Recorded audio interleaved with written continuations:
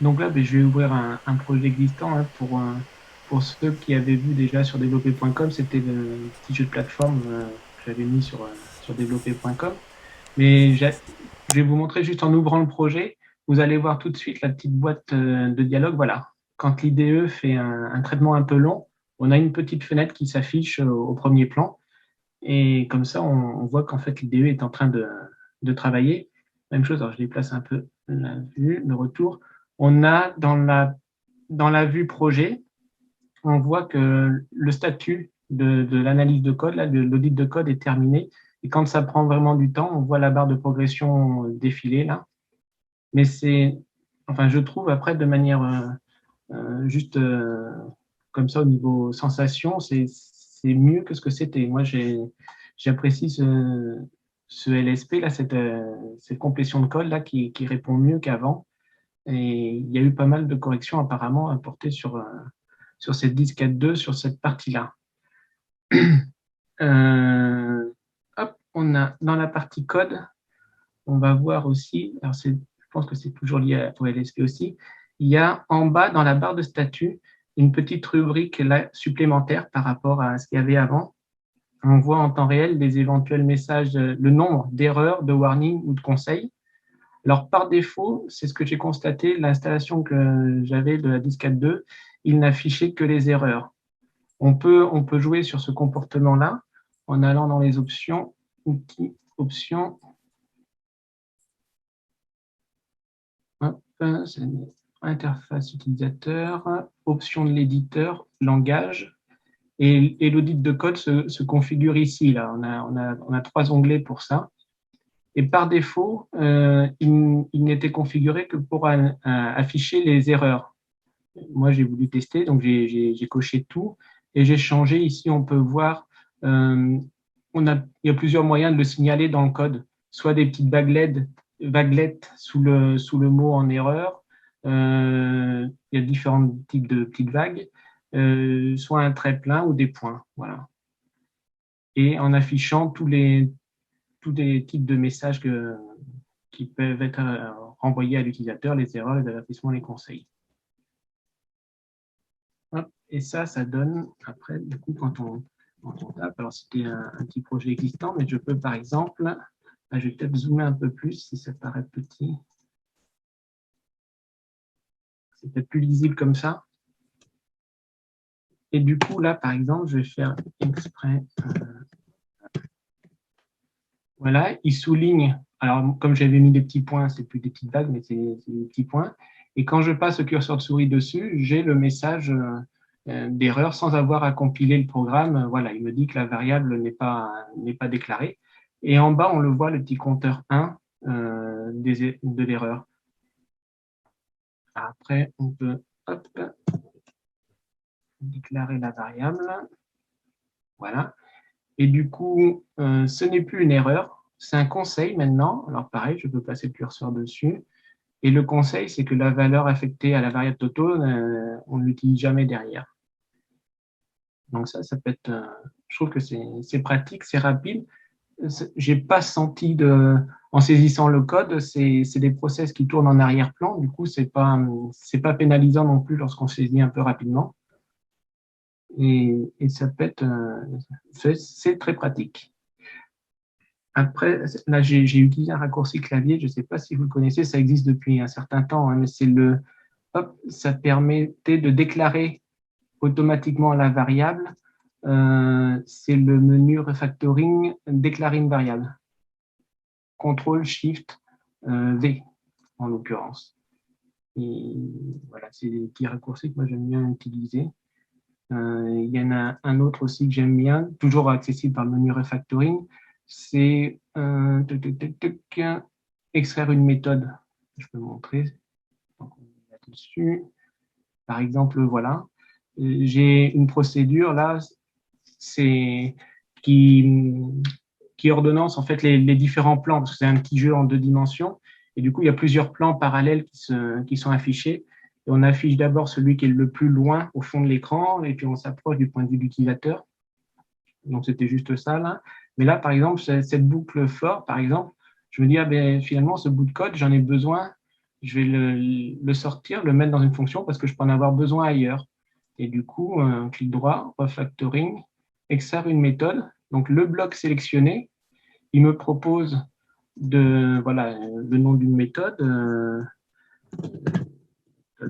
Je n'ai pas beaucoup d'inspiration pour les noms. Et voilà un exemple de code qu'il va générer. Et du coup, on va voir qu'il va me supprimer la variable scrolling de cette procédure-là, puisqu'elle n'est plus utilisée après dans le reste du code. Il va remplacer ce bloc par l'appel à la méthode et il va générer la méthode avec le for à l'intérieur, déclarer une variable scrolling pour l'itérateur de ma liste là, et il va se rendre compte aussi qu'il y a la donnée Z-order traité qu'il ne connaît pas. Du coup, il va en définir un paramètre automatiquement de la méthode. Hop, je fais OK. Donc, il m'a enlevé mon itérateur de scrolling. Il m'a généré la méthode bis. Voilà le code qu'il a créé. Il a mis mon itérateur ici. Il a passé en paramètre la donnée qu'il ne connaissait pas dans le bloc sélectionné. Et puis ça, ce sont des propriétés de la fiche. Du coup, il la connaît puisque c'est méthode de la fiche. Donc ça, je sais, voilà, c'est les menus du refactoring. Là, il y a des petits raccourcis clavier qui sont intéressants, qui existaient déjà dans les autres versions, les versions précédentes. Par contre, je vais peut-être pas enregistrer ça. Hop.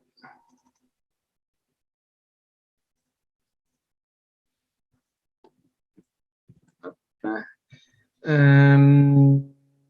Ah oui, j'ai pas montré aussi qu'on pouvait, si je fais à nouveau ma variable toto égale, cette fois-ci, je vais mettre une chaîne de caractères.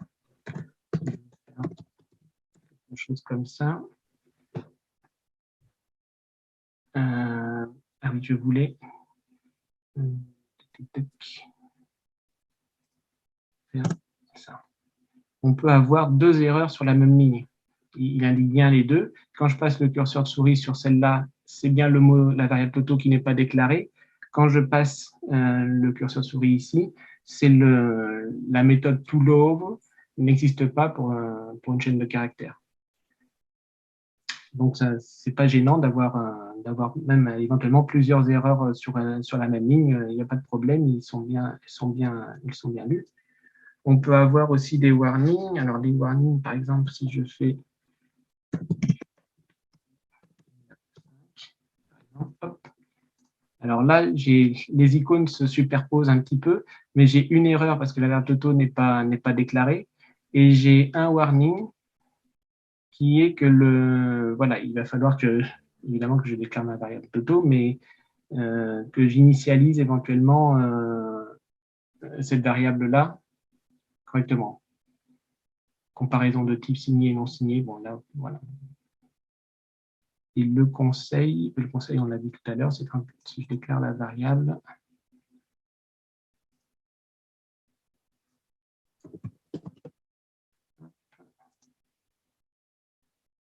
donc la variable, je lui affecte une valeur sans l'utiliser. Ça passe automatiquement en un conseil parce que la variable n'est pas utilisée. Donc ça, c'est des petites choses pratiques, des nouveautés de cette version. On a les compteurs ici des erreurs warning et conseils. Petite nouveauté aussi par rapport aux autres versions. Alors, du coup, j'avais regardé dans les versions précédentes, il y avait des choses qu'on pouvait déjà faire, mais là, il y a des petites listes déroulantes qui indiquent qu'on peut cliquer dessus et changer éventuellement. Là, c'est le surligneur syntaxique. On peut changer l'encodage aussi des fichiers par là, directement. Ou le mode le curseur, est-ce qu'il est en mode insertion, en remplacement, ou si le fichier est en lecture seule. Voilà. Ça fait partie des petites nouveautés. Le nouveau thème graphique, Patrick l'a évoqué tout à l'heure.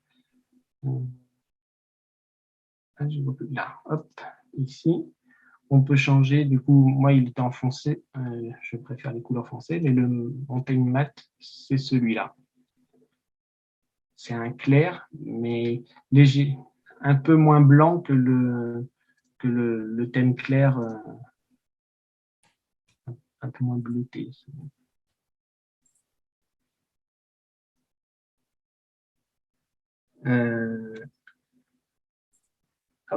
Dans les nouveautés, alors je vais laisser ça. Dans les nouveautés aussi, il y a toujours concernant le LSP, donc c'est-à-dire c'est le langage serveur protocole, il me semble, c'est ce qui analyse le code source pendant qu'on est en train d'éditer et qui remonte justement les différents messages d'erreur avant même de compiler.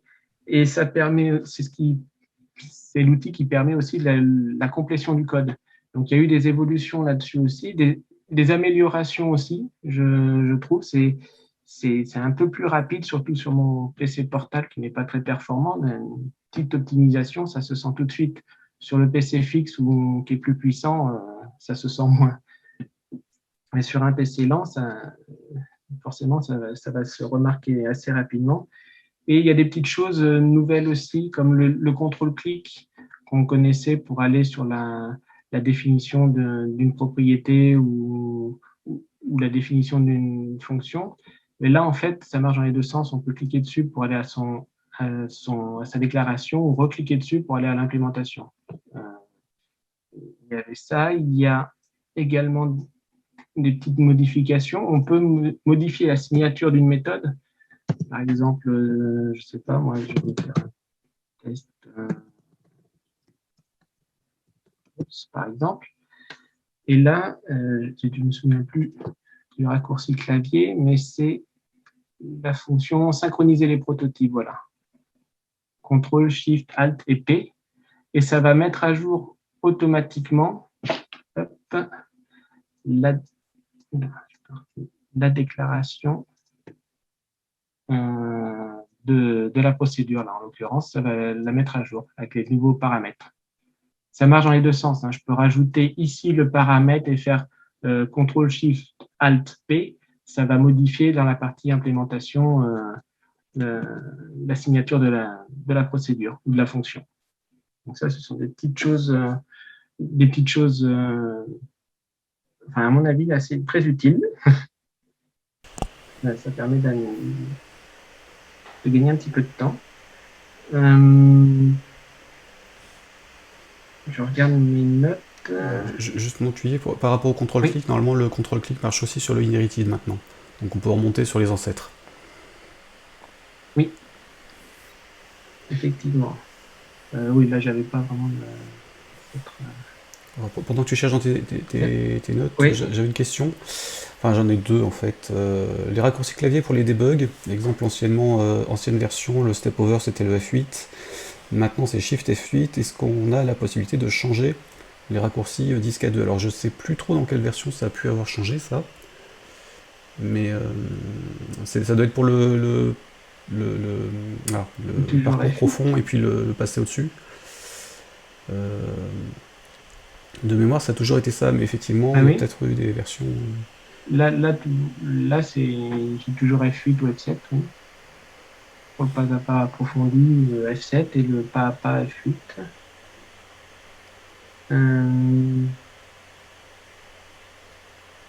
Je ne pense pas que ça ait changé, ça. Non, là, j'ai eu un doute. Il y a quelque chose aussi qui est nouveau dans cette. Il y avait eu une tentative à un moment, puis ça a été enlevé. Et là, en fait, on peut avoir. Ça peut être pratique. Alors, j'ai pas eu l'occasion de beaucoup le tester, mais ça peut être pratique quand on a deux écrans. C'est on peut avoir la vue, la conception et le code dans deux fenêtres différentes pour pouvoir les déplacer sur deux écrans différents. Et pour ça, il suffit de cliquer dans l'onglet et de faire une nouvelle fenêtre d'édition. Donc, ça ouvre une nouvelle fenêtre d'édition et dans Delphi, je peux, enfin, dans la fenêtre principale de l'IDE, je peux être en vue conception tout en étant dans la vue, en modifiant ici le code. C'est une question d'habitude, mais ça permet d'avoir, quand on a plusieurs écrans, l'édition de code d'un côté et le formulaire de l'autre. ceux qui voudraient, par exemple, avoir un écran au format portrait et puis l'IDE avec le formulaire au format paysage, ça peut être pratique.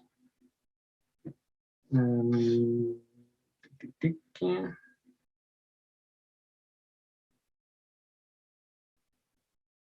Ah oui, sur la complétion aussi, une des autres améliorations, c'est dans les clauses uses, il y a eu des améliorations dans la clause uses, et en particulier, donc il recherche également un peu mieux dans le pass des projets ce qu'il va proposer.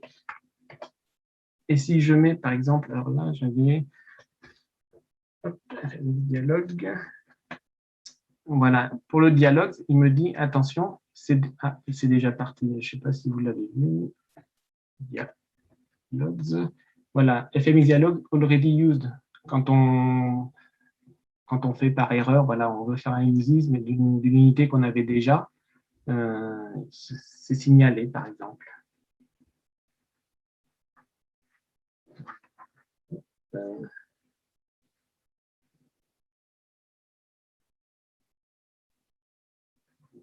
Prototype.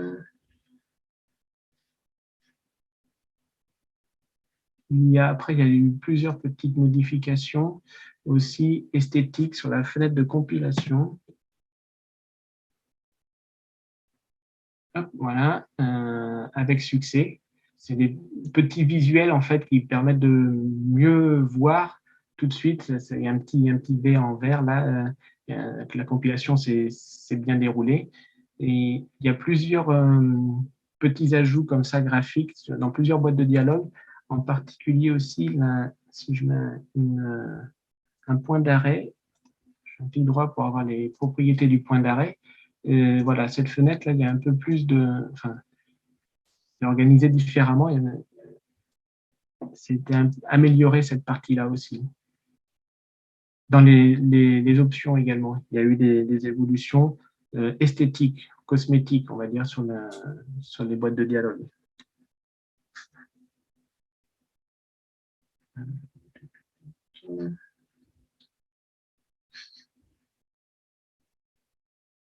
Là, je pense que j'ai fait le tour du sujet, des petites évolutions apportées à l'IDE. Petites évolutions, mais après, c'est surtout, enfin, le ressenti que j'en ai après maintenant quelques semaines, bien 2 semaines de tests, c'est, je trouve que c'est un peu plus rapide. On est moins gêné, je trouve, par la complétion de code. Et en plus, elle répond mieux. Ses résultats sont plus pertinents également. Voilà, c'est un confort d'utilisation accru. Après, je peux lancer le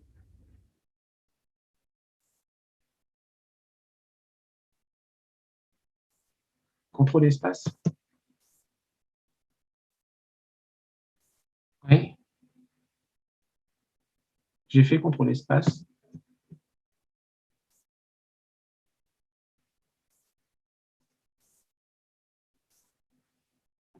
Ah,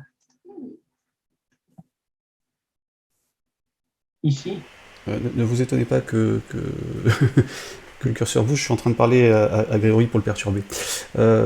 Juste un truc qui a été rajouté aussi, c'est quand on est sur une classe, en fait, dans une des parties, par exemple sur le protected ou private, on peut rajouter automatiquement avec le contrôle espace les ancêtres. En fait, on peut surcharger des méthodes ancêtres qui a fonctionné, qui ne fonctionnait plus, qui refonctionne et qui a été amélioré par rapport à ça.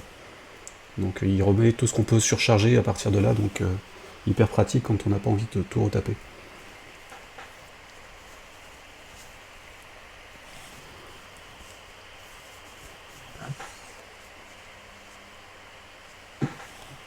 Hop, je vais enlever ce que j'avais rajouté. Et juste pour le fun, je lance le projet du coup.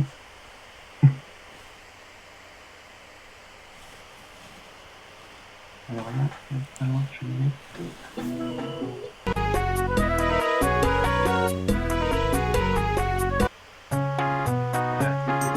c'est un peu mieux en dimension de plateforme. À l'ancienne.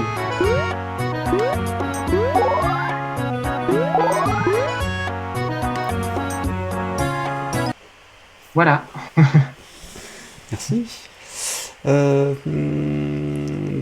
Donc, oui. Alors, pour une fois, Reprends le la son main. est passé, hein, cette fois-ci. Oui. Alors, raccourci, donc ça, on a répondu. Dans l'aide actuelle F1, il y a quantité de rubriques avec seulement la mention Embarcadero Technologies ne possède pas d'informations supplémentaires, alors qu'il y a plus dans le wiki. Effectivement, c'est un des écarts entre l'aide et puis le doc-wiki, c'est que sur le doc-wiki, il est mis à jour au fur et à mesure. Et il y a des choses sur lesquelles, qui peuvent être ajoutées par l'intermédiaire des demandes qui sont faites sur quality.embarcadero.com ou en direct auprès des responsables de projet. Le help, il est créé pour chaque version, donc il n'est pas mis à jour en temps réel.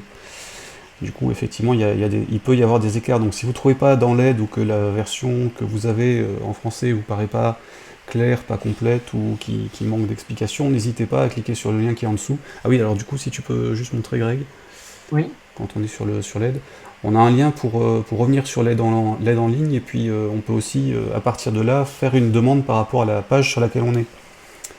Donc, fais juste un F1 sur l'un des... Sur des éléments. Ouais, ou le Media Player par exemple. Soyons fous. Ah, mais oui, mais j'ai pas installé l'aide, moi. Ah bah oui, d'accord. Bon, bah tant pis. Je montrerai tout à l'heure si vous voulez.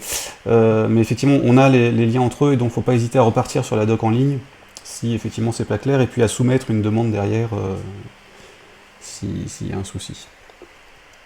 Enfin, s'il y a un souci, c'est pas clair, ou si vous comprenez pas ce qui se passe, ou que vous estimez qu'il y a besoin de compléments d'information, ils les prennent en compte, alors pareil si c'est bien expliqué, et ensuite c'est remis sur les différentes versions traduites derrière. Remarque de Gérard 3141. Bonjour, j'ai été surpris par la disponibilité de la 10.4.2 car je n'étais pas au courant de la dispo de la 10.4.1.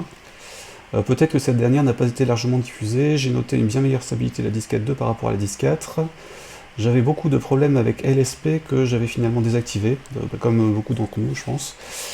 Fichier DCP bloqué en lecture et autres, IDE ne répondant plus et devant être fermé par le gestionnaire de tâches. Alors, LSP a effectivement eu pas mal de bizarreries au départ. Maintenant, la 10.4.2 est quand même bien plus stable et plus efficace sur plein de choses. Effectivement, c'est le ressenti, oui, que j'en ai. Mais après, les mises à jour par défaut sur la page d'accueil, quand on ouvre l'IDE, les mises à jour sont indiquées là quand il y en a. Que les patchs. Il n'y avait pas la disque. Enfin, il y avait jusqu'à hier, il n'y avait pas l'information comme quoi il y a une nouvelle version installée. D'accord. Parce que hier, ils ont rajouté le passage, enfin le setup en fait de la mise à jour de l'update 10.4.1 vers 10.4.2 a été ajouté hier sur Getit. Oui. Et on n'avait pas sur la précédente, mais normalement avec les mailings, alors pareil, si vous n'avez pas été prévenu de la version 10.4.1, c'est qu'a priori vous ne recevez pas les mailings de mise à jour et autres, n'hésitez pas à contacter Bernstein pour vérifier si vous êtes bien dans le fichier. Et éventuellement à regarder sur myembarcadero.com si vous n'avez pas désactivé l'envoi de mailing en fait, parce qu'ils arrosent quand même quand il y a une nouvelle version, et normalement vous auriez dû pouvoir être mis au courant qu'il y avait bien une nouvelle version. Et puisqu'on en est là, j'ai vu que David Millington avait publié un article ce matin ou aujourd'hui, alors je suis pas sur le bon clavier donc forcément j'ai encore foutu le bordel. Safari, oui, ça c'est bon. Tac. Je vais vous copier le lien, pareil j'ai mis un lien pour les raccourcis clavier dans le chat pour ceux que ça intéresse. Parce que hier il y a un article qui est paru avec la liste des raccourcis récents, et une sélection avec un PDF mis à jour qui est quand même plus sympa que les vieilles listes qu'on avait, et un article d'aujourd'hui de David, qui était où? Code Insight Improvement in Delphi 10.4.2, donc je vous remets le lien aussi pareil dans le chat ici. Voilà, le clavier c'est celui-là. Si vous voulez jeter un petit coup d'œil aux choses qui ont été modifiées sur la 10.4.2 par rapport aux versions antérieures, il reprend pas mal d'infos, et notamment ce que vient de montrer Grégory. Qu'est-ce que j'ai zappé? Ça c'est bon. Einstein 8854, bien la vue sur deux fenêtres. Alors j'ai pas fait gaffe. Est-ce que tu as montré code séparé de la fiche ou deux fois le code? Oui, alors on peut, Dans les hop, deux. peu importe. Là, je suis en mode conception, donc avec la fiche, et je fais une nouvelle fenêtre d'édition. Et du coup, voilà, j'ai la fiche d'un côté et le code, je peux aller modifier le code en parallèle.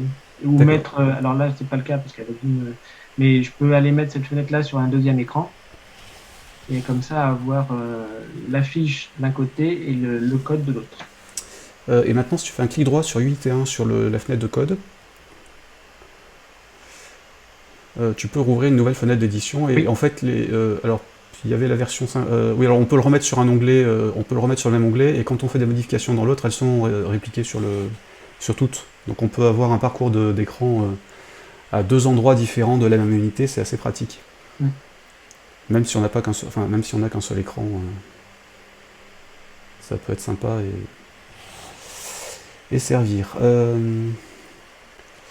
Alors, Gentibar, tes Media Player en FMX, c'est jouer les fichiers MIDI, mais toujours au volume maximum.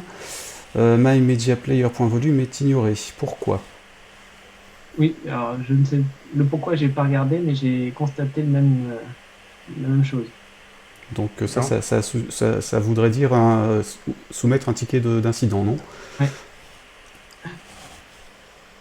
ah oui, tout Hop. à fait.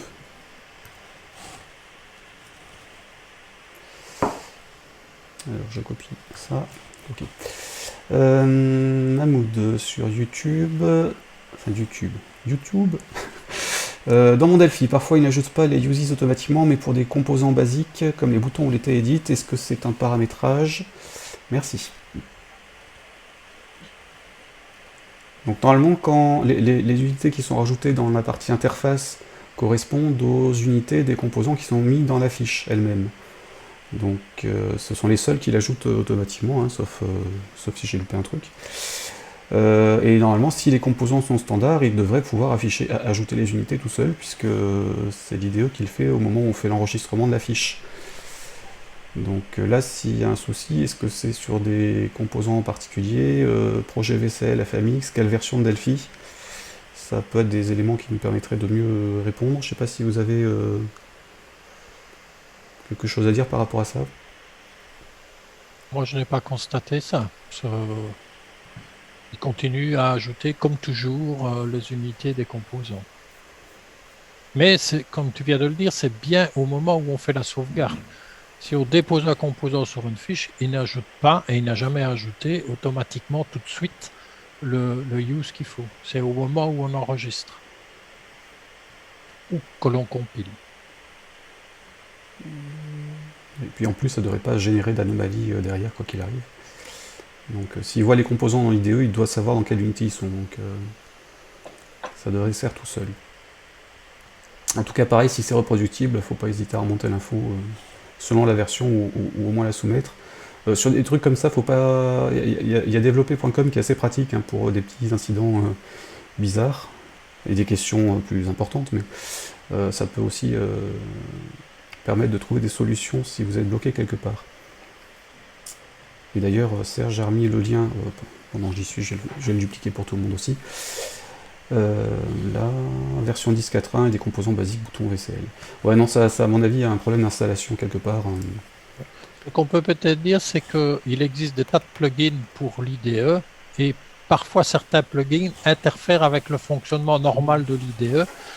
Donc avant de faire un rapport de défectuosité chez Embarcadero, il faut désactiver tous les plugins pour voir si sans ces plugins-là, le phénomène se passe encore.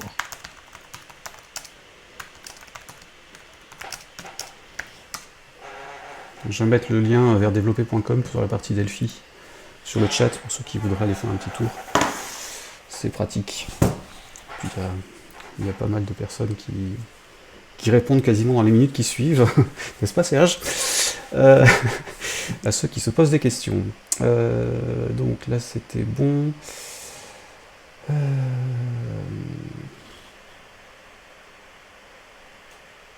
Ok. Donc Serge qui met sur Twitter qu'il avait annoncé la conf. Faudra que j'aille voir, mais bon, ça devrait être bon. Donc si on ajoute dans un flow layout plusieurs objets exemples des labels, y a-t-il une méthode de déplacer un label vers une nouvelle ordre de position dans le flow layout? Alors là, le flow layout, il les affiche les uns après les autres. Alors pour ceux qui ne connaissent pas, c'est un affichage en div, enfin équivalent div HTML.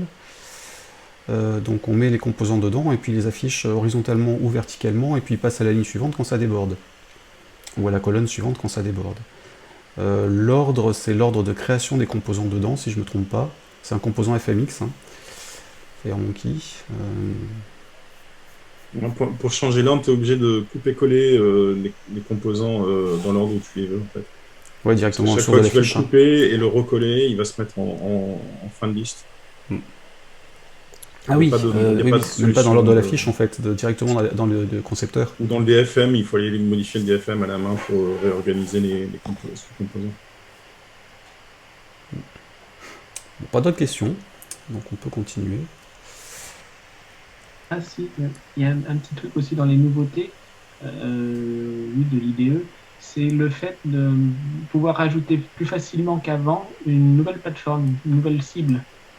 On n'est plus obligé d'aller modifier le fichier des proches pour aller rajouter une cible. Quand on prend un projet qui a été fait sur une version antérieure de Delphi, euh, un projet FMX, et on veut lui rajouter la plateforme Linux, par exemple, mais on le fait par l'IDE classiquement. Et ici,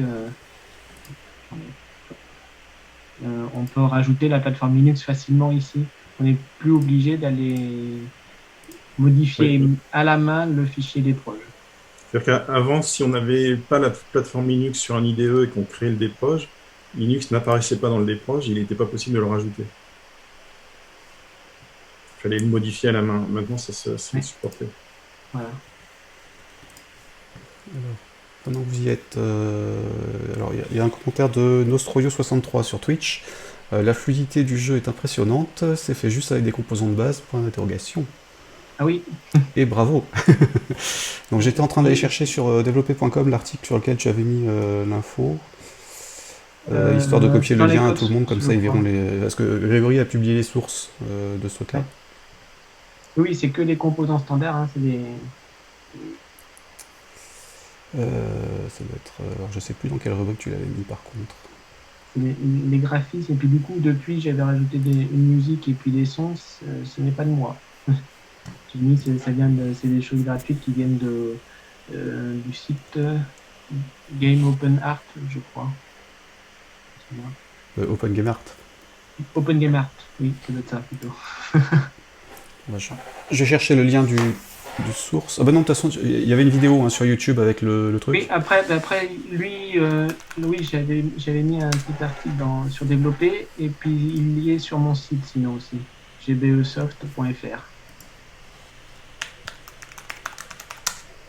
Hop, dans les sources. Dans les Android jeu, tout bêtement. Hop, oui, je partage l'écran, donc je peux le montrer en même temps. Oui, c'est ça, ok. Donc je renvoie le lien sur la page jeu de ton site. Donc n'hésitez pas à aller faire un petit tour sur les sources, effectivement, c'est assez important. Et puis n'hésitez pas à envoyer un petit message à Grégory pour l'inciter à dire oui à l'occasion d'un jeudi ou autre après-midi pour nous expliquer tout ça. Ouais, bah, je suis du forcing, j'en profite. Hein. Du coup, est-ce que c'est bon pour la partie IDE, Delphi? Oui, parce que je regardais, j'ai fait le tour de ce que j'avais noté. Et après, il y a plein de petites corrections, d'évolution, mais c'est à l'usage. Moi, j'ai montré ce que j'avais remarqué et ce qui m'a plu en fait. Le LSP est quand même beaucoup plus confortable que ce que c'était. Et puis rien que le fait d'afficher les petits messages d'erreur, les warnings et les conseils directement là dans les fenêtres d'IDE en direct quand on est en train de coder, c'est un côté pratique.